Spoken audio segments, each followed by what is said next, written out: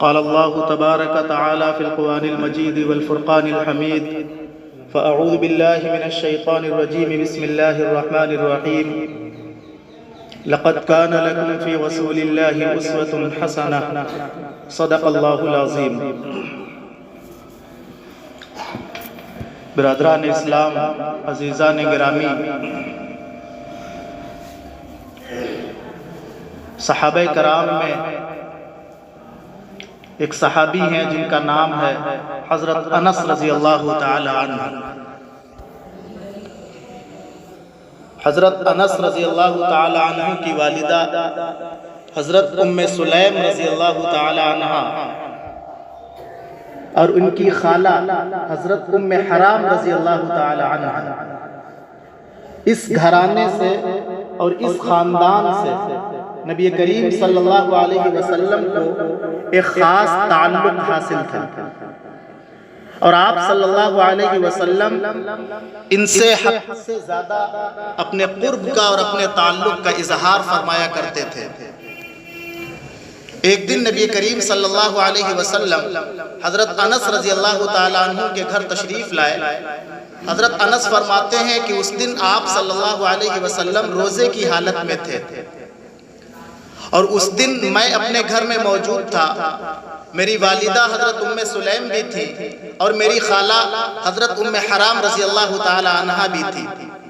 آپ علیہ السلام نے فرمایا، انس آؤ میں تم لوگوں کو آج نماز پڑھاؤں۔ حضرت انس کہتے ہیں کہ اے اللہ کے نبی، نماز کا وقت نہیں ہے، کسی بھی فرض نماز کا وقت نہیں ہے۔ آپ نے فرمایا چٹائی بچھاؤ۔ حضرت انس کہتے ہیں کہ چٹائی بچھائی اور میں نبی کریم صلی اللہ علیہ وسلم کی داہنی جانب کھڑا ہو گیا، اور ہم دونوں کے پیچھے ہماری والدہ حضرت ام سلیم اور خالہ حضرت ام حرام کھڑی ہو گئی، اور اس کے بعد نبی پاک صلی اللہ علیہ وسلم نے نفل نماز ادا کرائی۔ نماز سے فارغ ہونے کے بعد ہماری ماں نے نبی کریم صلی اللہ علیہ وسلم سے کہا کہ اے اللہ کے نبی، ہمارے پاس کچھ اور تو نہیں ہے، بلکہ ہمارے پاس یہ چھوٹا سا بیٹا ہے جس کا نام ہے انس، یہی ہمارا کل اثاثہ اور کل سرمایہ ہے، آپ اس کے لیے کچھ دعا فرما دیں۔ آپ صلی اللہ علیہ وسلم نے جتنی بھی خیر کی اور بھلائی کی دعائیں ہو سکتی تھیں، وہ ساری خیر اور بھلائی کی دعائیں حضرت انس رضی اللہ تعالی عنہ کو دیں، اور اس کے بعد آپ صلی اللہ علیہ وسلم نے فرمایا، اللہم اکثر مالہ وولدہ وبارک لہ۔ اے انس، اللہ تعالیٰ تمہارے مال میں بہت زیادہ برکت کرے، تمہارے مال کو بہت زیادہ بڑھائے، اور اے انس اللہ تمہاری اولاد کو بھی بہت زیادہ بڑھائے، اور اے انس اللہ تعالیٰ تمہاری مال و اولاد میں خوب برکت فرمائے۔ حضرت انس فرماتے ہیں کہ اللہ کے نبی صلی اللہ علیہ وسلم کی دعا کی برکت کا یہ نتیجہ نکلا کہ میری زندگی میں ہی میری ذریت 100 سے زیادہ پہنچ گئی، اور میرا جو باغ تھا مدینہ منورہ میں، سارے لوگوں کے باغ میں ایک بار فصل آتی، لیکن میرے باغ میں 2 مرتبہ فصل آیا کرتی تھی۔ اس کے بعد حضرت انس فرماتے ہیں کہ اللہ کے نبی علیہ السلام کی خدمت میں بچپن کے زمانے میں 10 سال تک رہا، اور 10 سال تک آپ علیہ السلام نے مجھ سے جس کام کو کرنے کا کہا میں نے وہ کام کیا، اور کبھی کبھی یہ ہوتا کہ آپ مجھے کوئی کام بتاتے اور میں بچپن کی وجہ سے اور بچپانہ طبیعت کی وجہ سے آپ کی مجلس سے باہر جاتا اور کھیل میں لگ جاتا، جب یاد آتا تب اپنے کام کو کر کے واپس آتا۔ لیکن 10 سال کے اس لمبے زمانے میں ہر بات نبی کے حکم کے مطابق تو ہوئی نہیں ہوگی، لیکن اس کے باوجود اللہ کے نبی صلی اللہ علیہ وسلم نے نہ تو مجھے کبھی ڈانٹا، نہ برا بھلا کہا، نہ کبھی اف تک نہیں کہا، چاہے میں نے وہ کام آپ کی مرضی کے مطابق کیا ہو یا نہ کیا ہو۔ حضرت انس فرماتے ہیں کہ اللہ کے نبی علیہ السلام کی میں خدمت میں رہتا، اور خدمت میں رہنے کے بعد مشک و عنبر کی خوشبو میں بھی وہ خوشبو مجھے نظر نہیں آتی تھی جو نبی کریم صلی اللہ علیہ وسلم کے جسم اطہر سے خوشبو نکلا کرتی تھی، اور میں اس خوشبو کو محسوس کرتا اور اس خوشبو کو سونگا کرتا، اور آپ کا جسم مبارک ریشم سے بھی زیادہ نرم تھا، ریشم سے زیادہ لطیف تھا. اور جب حضرت انس یہ بیان کر رہے ہیں تو وہیں ان کے ایک شاگرد بیٹھے ہیں حضرت ثابت، وہ کھڑے ہو گئے اور کہنے لگے تو پھر آپ کو تو اللہ کے نبی علیہ السلام کی آواز ہر وقت اپنے کانوں میں گونجتی ہوئی محسوس ہوتی ہوگی. کہنے لگے ہاں، میں جب بھی بیٹھا ہوتا ہوں تو مجھے نبی کی آواز اپنے کانوں میں گونجتی ہوئی محسوس ہوتی ہے. اور کل جب قیامت کا دن ہوگا، نفسی نفسی کا عالم ہوگا، محشر کی گھڑی ہوگی، ہر ایک کو اپنی اپنی پڑی ہوگی، میں اللہ کے نبی علیہ السلام کی خدمت میں جاؤں گا اور کہوں گا یا رسول اللہ میرے ماں باپ آپ پر قربان ہو جائیں، میں وہی آپ کا چھوٹا سا بچہ انس ہوں جو آپ کی خدمت میں 10 سال تک رہا تھا. یہ انس رضی اللہ تعالی عنہ کی نبی کریم صلی اللہ علیہ وسلم سے قربت تھی، اور یہ حضرت انس کا نبی کریم صلی اللہ علیہ وسلم کے ساتھ تعلق تھا. اب وہ بات میں بتاتا ہوں جس کے لیے حضرت انس رضی اللہ تعالی عنہ کا تعلق بیان کیا.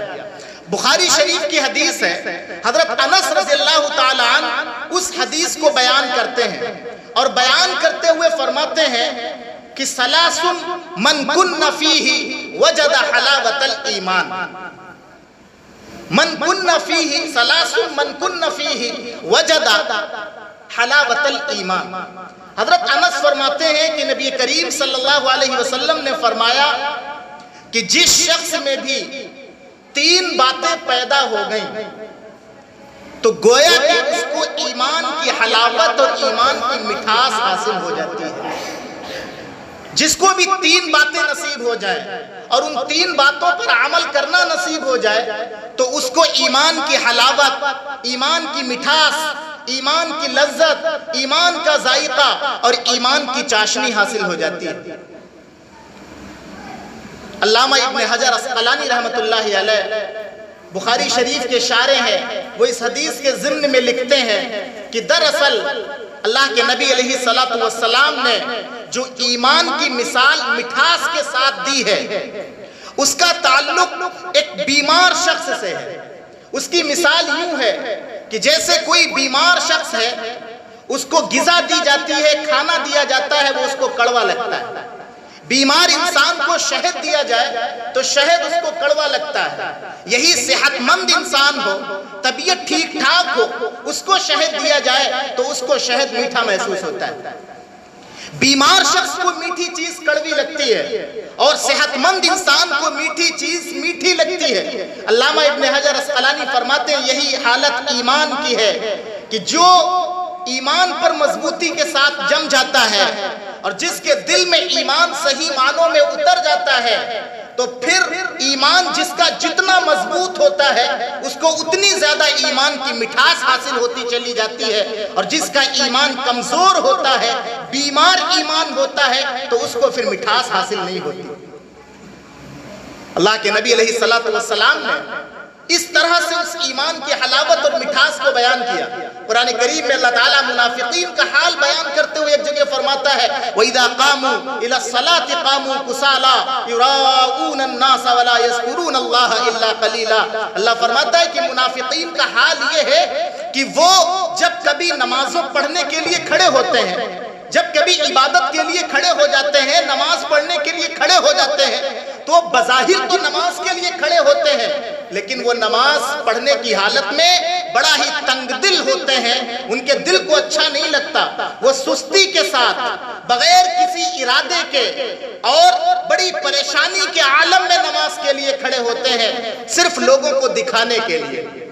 ان کی حالت یہ ہوتی ہے کہ وہ دکھاوا کرتے ہیں اور اللہ تعالیٰ کا بہت تھوڑا سا ذکر کر کے لوگوں کو دکھانے کی کوشش کرتے ہیں. فرمایا کہ جس کا ایمان بیمار ہوتا ہے اس کی حالت یہ ہوتی ہے کہ نماز پڑھنا اس پر بوجھ ہوتا ہے، قرآن پڑھنا اس پر بوجھ ہوتا ہے، ذکر کرنا اس پر بوجھ ہوتا ہے، اللہ کا نام لینا اس پر بوجھ ہوتا ہے، نبی کا تذکرہ کرنا اس پر بوجھ ہوتا ہے. کسی بھی نیک کام کرنے میں طبیعت نہیں لگتی، کسی بھی نیک کام کرتے ہوئے اچھا نہیں لگتا. خیر کے کاموں سے الجھن ہوتی ہے، نیکی کے کاموں سے گھبراہٹ ہوتی ہے جب ایمان بیمار ہوتا ہے. اور جب ایمان تندرست ہوتا ہے، ایمان صحت مند ہوتا ہے اور ایمان صحیح سالم ہوتا ہے، ایمان کی حالت ٹھیک ہوتی ہے، تو پھر اس کا حال یہ ہوتا ہے کہ نماز پڑھنے میں بھی مزہ آتا ہے، قرآن پڑھنے میں بھی مزہ آتا ہے، ذکر و اذکار کرنے میں بھی مزہ آتا ہے، ہر خیر کے کام کو کرنے میں اور ہر بھلائی کے کام کو کرنے میں مزہ آتا ہے، اور اس کی طبیعت پہ بوجھ نہیں ہوتا، اس کو تنگی محسوس نہیں ہوتی۔ قرآن کریم میں ایک جگہ اللہ تعالیٰ نے ایمان کی مثال درخت سے دی، اور درخت کی مثال دیتے ہوئے فرمایا کہ درخت کی مثال ایمان کے ساتھ اس طرح ہے کہ جو درخت کی جڑ ہے، جو درخت کی جڑ ہے وہ دراصل ایمان ہے، اور جو درخت کی شاخیں ہیں وہ دراصل اچھے کام اور برے کام ہیں، اور جو درخت کے پتے ہیں وہ مومن کا نیک کام کرنے کا ارادہ ہے، اور جو درخت کے پھل ہیں وہ دراصل اعمال ہیں، وہ دراصل اعمال ہیں۔ درخت کے پھل جتنے زیادہ پکے ہوئے ہوں گے اتنی زیادہ ان میں مٹھاس ہوگی، اعمال جتنے اچھے ہوں گے اتنی ہی زیادہ انسان کو مٹھاس نصیب ہوگی اور لذت نصیب ہوگی۔ حضرت انس فرماتے ہیں کہ 3 باتیں جس میں پیدا ہو جائے اس کو ایمان کا ذائقہ، ایمان کی مٹھاس، ایمان کی حلاوت، ایمان کی چاشنی اور ایمان کی لذت حاصل ہو جاتی ہے۔ فرماتے ہیں کہ پہلی چیز ان یکون اللہ ورسولہ احب الیہ مما سواہما، کہ انسان کے دل میں اللہ اور اس کے رسول صلی اللہ علیہ وسلم کے علاوہ ساری دنیا کی محبت نکل جائے۔ انسان ساری دنیا سے زیادہ اور دنیا کی ہر چیز سے زیادہ اللہ اور اس کے رسول صلی اللہ علیہ وسلم سے محبت کرنے والا بن جائے، یہ محبت جس کو حاصل ہو جائے گی اس کو ایمان کی مٹھاس نصیب ہو جائے گی۔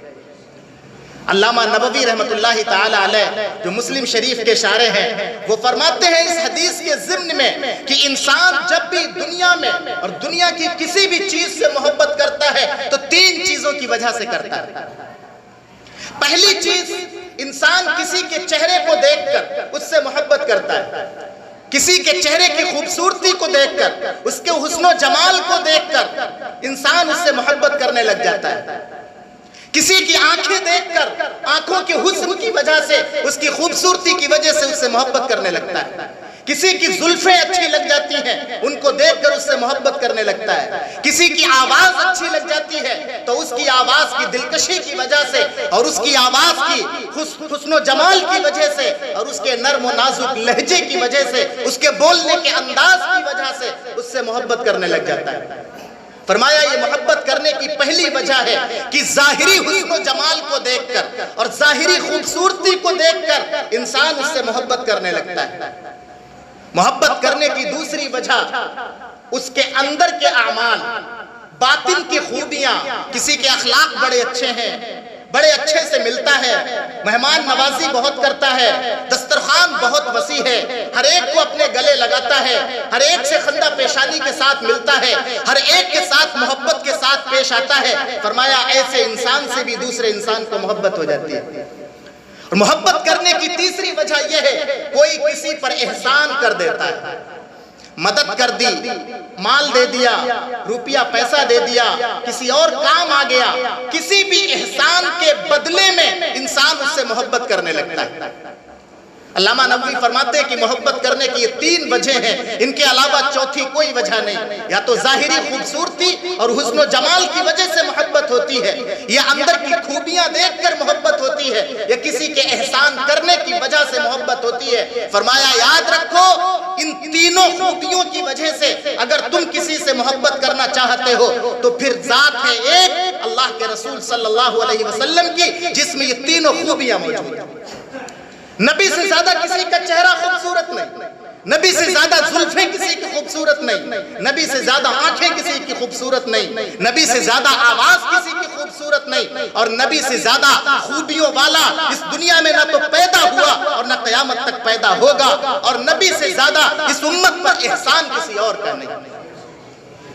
اگر تینوں خوبیوں کی وجہ سے محبت کرنے کے لائق کوئی ذات ہے تو وہ ذات ہے اللہ کے رسول صلی اللہ علیہ وسلم کی۔ حضرت جابر فرماتے ہیں کہ مسجد نبوی میں صحابہ کا مجمع لگا ہے، آسمان پر 14ویں کا چاند نکلا ہے، چاند اپنے پورے شباب پر ہے،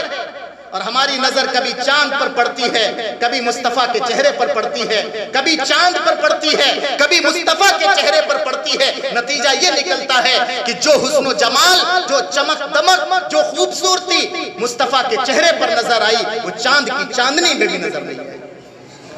ہم نے دیکھا کہ چاند بھی نبی کی چاندنی کے آگے شرماتا ہوا نظر آتا ہے،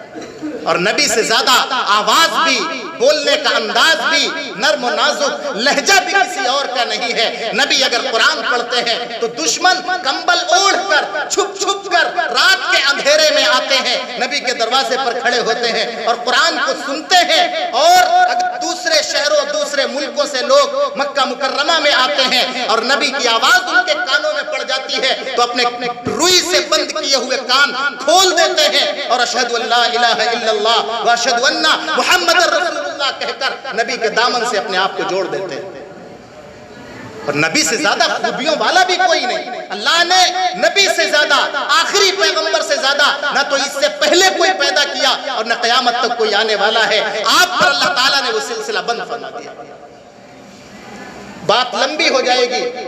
حضرت انس رضی اللہ تعالیٰ عنہ فرماتے ہیں کہ اللہ کے نبی علیہ السلام میں اللہ تعالیٰ نے یہ تینوں خوبیاں پیدا فرمائیں کہ جن خوبیوں کی وجہ سے انسان اگر کسی انسان سے محبت کرنے لگتا ہے تو محبت کرنے کی وجہ جو تین ہیں وہ نبی کریم صلی اللہ علیہ وسلم سے زیادہ کسی اور میں پائی نہیں جاتی۔ اس لیے اے لوگو آؤ تم سب نبی کریم صلی اللہ علیہ وسلم سے محبت کرنے والے بنے۔ اس کے بعد حضرت انس رضی اللہ تعالیٰ عنہ فرماتے ہیں، اور دوسری بات جس سے ایمان کی مٹھاس نصیب ہوگی، فرماتے ہیں ان یحب المرء لا یحبہ الا للہ۔ اے لوگو اگر کسی سے محبت کرو تو اللہ کے لیے، اور کسی سے دشمنی کرو تو اللہ کے لیے۔ نہ تو اپنی ذات کے لیے، اپنی غرض کے لیے، اپنے فائدے کے لیے، اپنے لالچ کے لیے، اپنے مقصد کے لیے، نہ تو کسی سے محبت کرو اور نہ کسی سے دشمنی۔ کسی سے محبت کرنا ہے تو صرف اللہ کے لیے کرو۔ فرمایا تجارت کی بنیاد پر محبت ہوتی ہے، خاندان کی بنیاد پر محبت ہوتی ہے، رشتہ داری کی بنیاد پر تعلق ہوتا ہے، یہ سارے تعلق ایک طرف، اور اللہ کی خاطر کسی سے محبت کی جائے تو وہ ایک طرف۔